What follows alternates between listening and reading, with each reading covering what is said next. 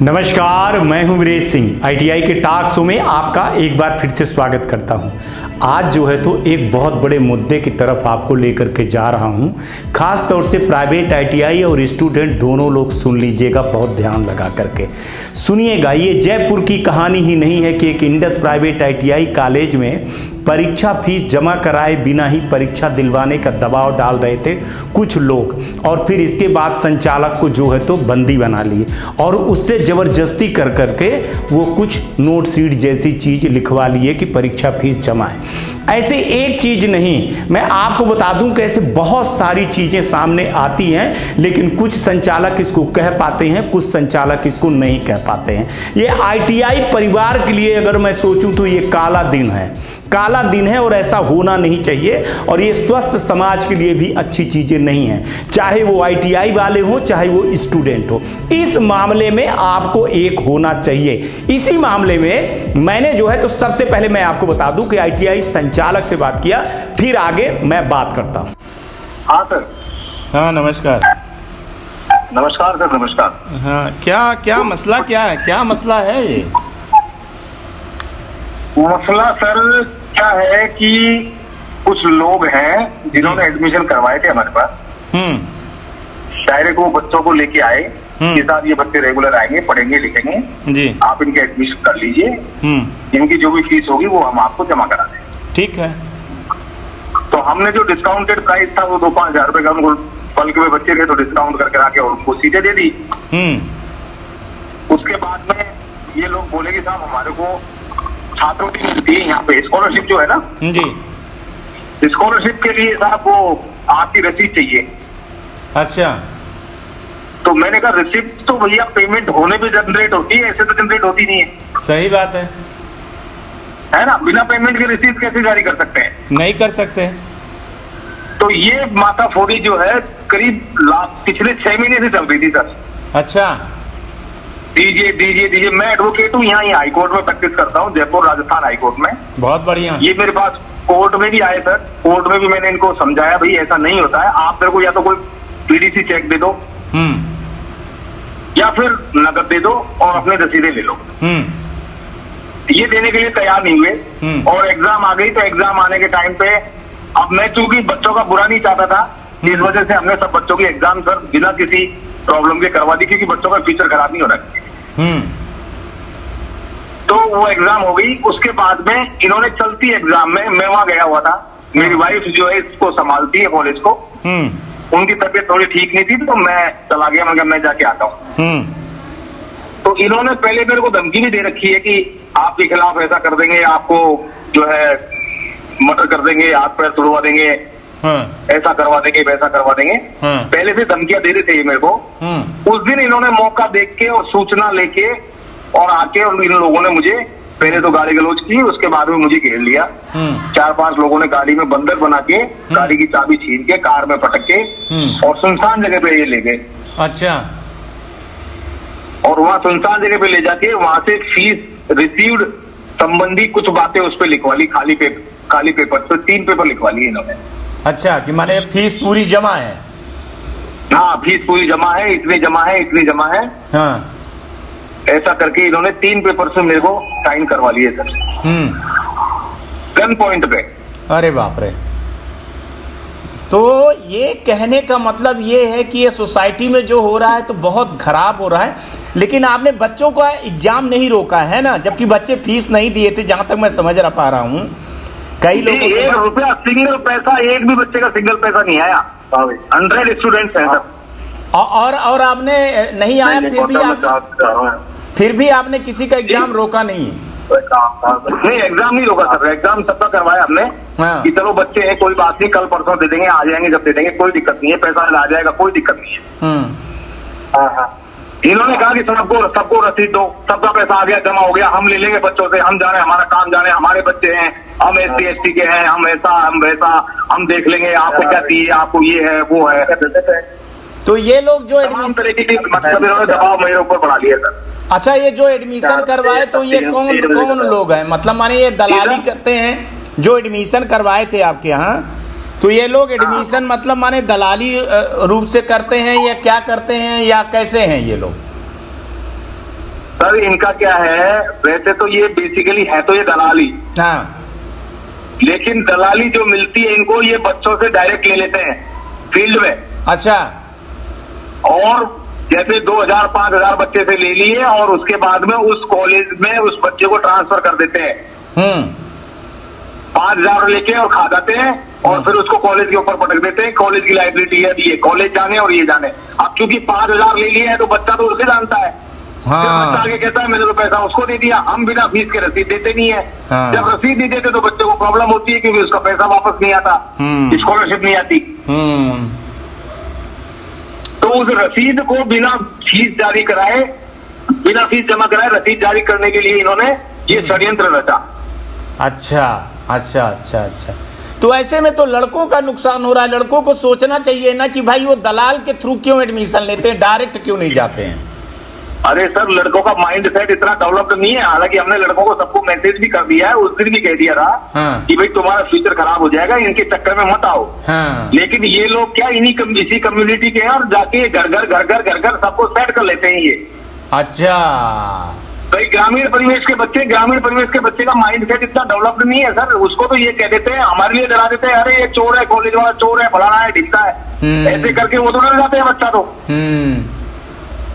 सही बोल रहे हैं, सही बोल रहे हैं। ये बात है मेरी जी। तो फिर आपने जो इसको FIR करवाया ना जी। तो ये पकड़े गए कि अभी माने खुले घूम रहे हैं? नहीं अभी तो खुले घूम रहे हैं, अभी तो इन्वेस्टिगेशन चल रहा है। अभी कुछ साक्ष्य और एविडेंस मेरे को जो है देने हैं आईओ को, तो वो एविडेंस देंगे और उसके बाद में 100% ये बिहाइंड द बार्स जाएंगे सर। तो इसमें तो ITI वालों को भी, सब प्राइवेट ITI को भी मिलकर के एक होना चाहिए। ऐसी तो पद्धति को रोकना पड़ेगा। अरे सर एसोसिएशन, हमारी एसोसिएशन ही तो खत्म है, तभी तो आज ये दुर्गति हो गई है ITIयों की। अदरवाइज मजाल क्या है, क्या सरकार और क्या बच्चे। सही बात है, सही बात है, सही कह रहे हो आप। अगर ITI में एकता नहीं है तो सरकार मारने पे तुली हुई है, ऐसा नहीं वैसा नहीं, ऐसा रोज नियम कायदे कानून रोज चेंज करते हैं। हजारों ITI शिफ्टिंग में अटकी हुई है, हजारों ITI का डाटा अपलोड नहीं होता, हजारों केसेस हाईकोर्ट में पेंडिंग है, लेकिन कोई सुनने वाला नहीं है। हमारे राजस्थान का तो ऐसा गंदा काम हो गया है। देखो कॉम्पिटेंसी होनी चाहिए। अगर आप किसी पोस्ट को होल्ड कर रहे हो ना sir, for that post you have to be competent, कि आप किसी के सामने कुछ बोल सको। एलिजिबिलिटी होनी चाहिए आपकी। वो एलिजिबिलिटी नहीं है तो अब आप घूमे बैठे को सीट में बिठा दोगे तो अन्याय ही होगा ना सर। जिसको बोलना नहीं आता, जो खुद को न्याय नहीं दे सकता, वो ITI वालों क्या न्याय दिलाएगा। आज मैं एडवोकेट हूँ, अगर आज मेरे साथ इनजस्टिस होता है, if I can not safeguard my self, how can I safeguard my client? हो ही नहीं सकता। सही कह रहे हैं, सही। प्रॉब्लम यहाँ है सर सिस्टम में जो है। तो अगर प्राइवेट ITI वाले अगर एक नहीं होते हैं तो फिर ये तो कोई न कोई फायदा उठाएगा ही। आज एक ITI के साथ हुआ है, कल और ITI के साथ होगा। 100% होगा, और हो भी रहा होगा तो किसी को पता नहीं है। तो मैं हूँ जो खुल के आया, क्योंकि मुझे बदनामी से डर नहीं, क्योंकि नाम मेरा है ही नहीं जो बदनाम होगा। मैं तो छोटा सा आदमी हूँ, नाम किसका रहा है? नाम तो अशोक सम्राट का ही नहीं रहा इस दुनिया में। सही बात है। नाम किसका क्या होता है यार। मेरे साथ अगर एट्रोसिटी हुई है तो मैं तो खुल के बोलूंगा यार, मेरे साथ एट्रोसिटी, मैं क्यों डरूं किसी से।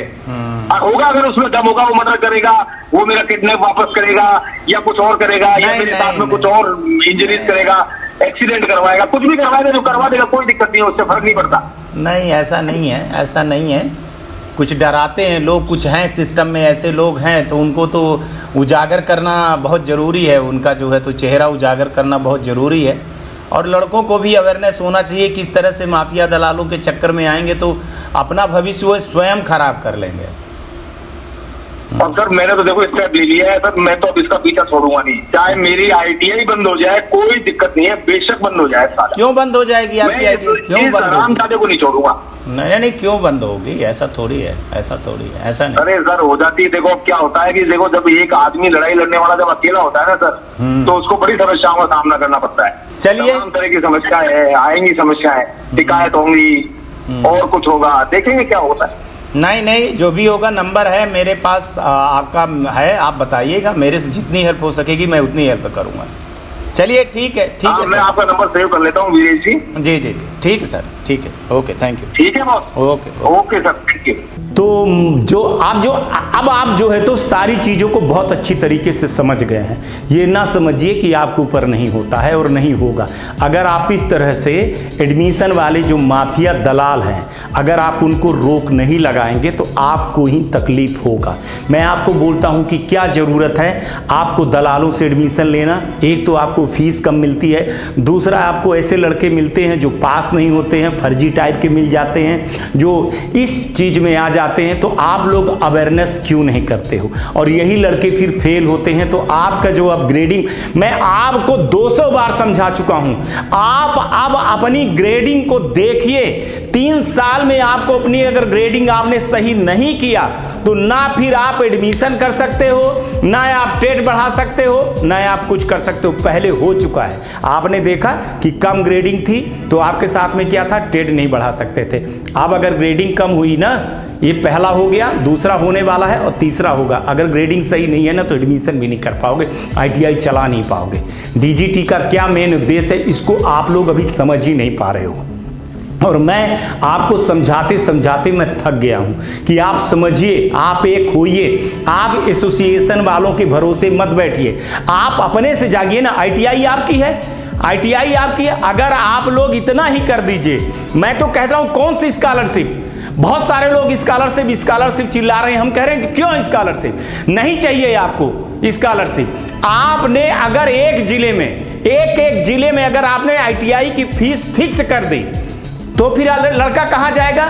आप में गलती है, आपके एसोसिएशन में गलती है, आप ITI संचालक में गलती है आपकी। आप सुनिए, 8,000 में एडमिशन कर रहे हैं, 30,000 का एडमिशन 8,000 रुपए पर ईयर हो रहा है। बताइए आप, जब आप अपने में एक नहीं है तो सरकार के ऊपर क्यों दोष देते हो आप बताइए, सरकार कहां दोषी है?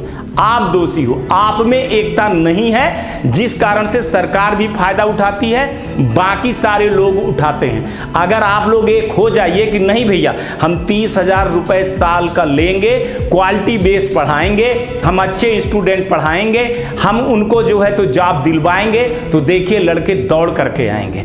अब वो पास होने वाली बात नहीं हुई है। इस बार जो ITI के एडमिशन में गिरावट आई है उसका कारण यही है। सिर्फ आप समझिए या फिर ना समझिए, आपको अपने समय के अनुसार जो है तो बदलना पड़ेगा। अगर समय के अनुसार आप नहीं बदलोगे तो समय ही आपको बदल देगा, ये मैं आपको बता दे रहा हूं। और आप पीछे चले जाओगे, फिर कभी भी आप आगे नहीं आ सकते हो। आपको मैं बता रहा हूं, आप समझिए मेरे चीज को, मैं इसीलिए लगाऊं।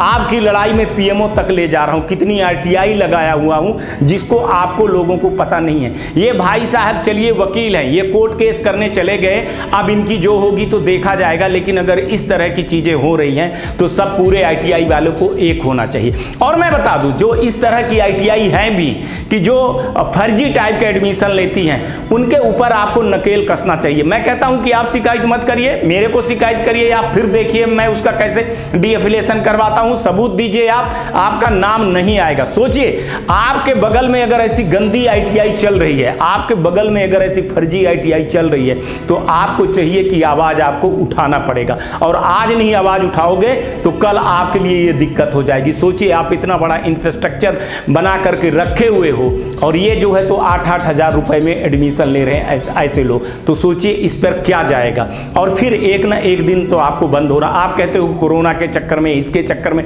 आप बहानाबाजी देखिए, बहाना जितना चाहे उतना बना लीजिए, लेकिन असली दुश्मन ना आप खुद हो, अपने ITI के, अपने एडमिशन के, अपने रिजल्ट के। अगर आप सही हो गए तो कुछ भी आपको कुछ लेना देना नहीं पड़ेगा, ना सरकार के ऊपर हाथ फैलाना पड़ेगा। क्यों आपको सरकार के ऊपर हाथ फैलाना पड़ रहा है? सरकार को चाहिए कि आपके ऊपर हाथ फैलाए, लेकिन आप लोग क्या कर रहे हो? क्यों स्कॉलरशिप के लिए लड़ाई इतनी बड़ी लड़ रहे हो? नहीं चाहिए स्कॉलरशिप, आप उत्तर में पढ़ाइए ना। आप 100 लड़कों में 75 लड़के पढ़ाएंगे ना, लेकिन फीस सही आएगी, आपका जो है तो ग्रेडिंग सही जाएगा, आपके पास जो है तो लड़के सही मिलेंगे।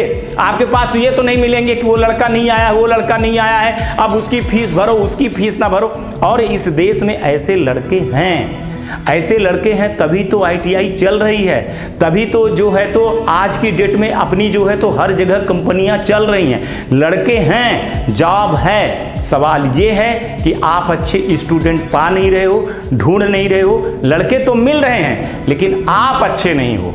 मैं कह रहा हूं कि आईटीआई अच्छी नहीं है, आईटीआई का व्यवहार अच्छा नहीं है, आईटीआई का चाल चलन अच्छा नहीं है, उनका चरित्र अच्छा नहीं है, इसलिए जो है तो आईटीआई नहीं चल रही है। तो इसके पीछे का क्या कारण है? जो फर्जी आईटीआई है ना, वो सोचो 8-8 हज़ार रुपए में एडमिशन लेकर के वो कहाँ चले जा रहे हैं, और आप लोग कहाँ हो? ईमानदारी से चला रहे हो तो चलाते रहिए। अरे इस आईटीआई को बंद करिए ना, ऐसे आईटीआई को बंद करिए। अब कहेंगे कि साहब कहाँ बंद करें?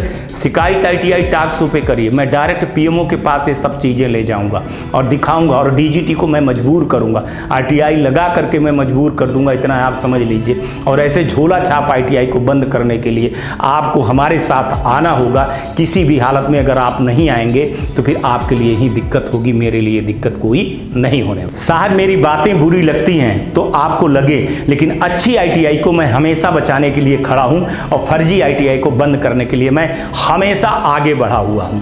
तो मैं बोल रहा हूं कि अगर मैं ईमानदारी से आपके पीछे खड़ा हूं और आपके मुद्दे को उठा रहा हूं और ठीक करवा रहा हूं तो आपको भी आना पड़ेगा। और ऐसी बहुत सारी फर्जी आईटीआई अभी आप देखते चले जाइए, खुलासा होगा। अभी देखिए, सोचिए ऐसी आईटीआई हैं देश में, आपको नहीं पता होगा कि ना वो एफिलिएशन करवाए ना कुछ करवाए, ट्रेड बढ़वा लिया। सोचिए, ना टूल्स हैं उनके पास, कुछ भी नहीं है, पैसा दे करके ट्रेड बढ़ गए साहब। पैसा दे करके स्टूडेंट ऑनलाइन पोर्टल पे चढ़ जा रहे हैं और आप लोग कुछ नहीं कर पा रहे हो।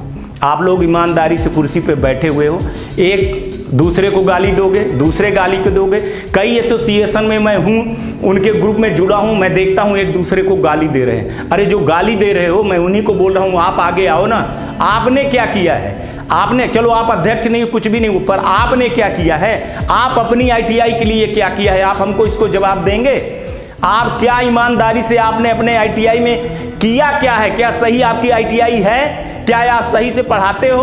क्या आपके पास सही इंफ्रास्ट्रक्चर है? क्या आपके पास बिजली का बिल सही लोड है? क्या आप जो है तो स्टूडेंट को जो है तो अवेयरनेस करते हो? क्या स्टूडेंट को आप ऐसे पढ़ाते हो कुछ जॉब के लायक होगा? पहले आप अपने आप को देखिए, अपने गिरबान को देखिए साहब, तब इसके बाद दूसरे आईटीआई पे करिए। फिर दूसरे को क्यों? खाना है आपका है, पेट आपका है, पैसा आएगा तो दूसरे आईटीआई वाले को दोगे या वीरेश सिंह को दोगे? पैसा आएगा तो अपने पास रखोगे ना।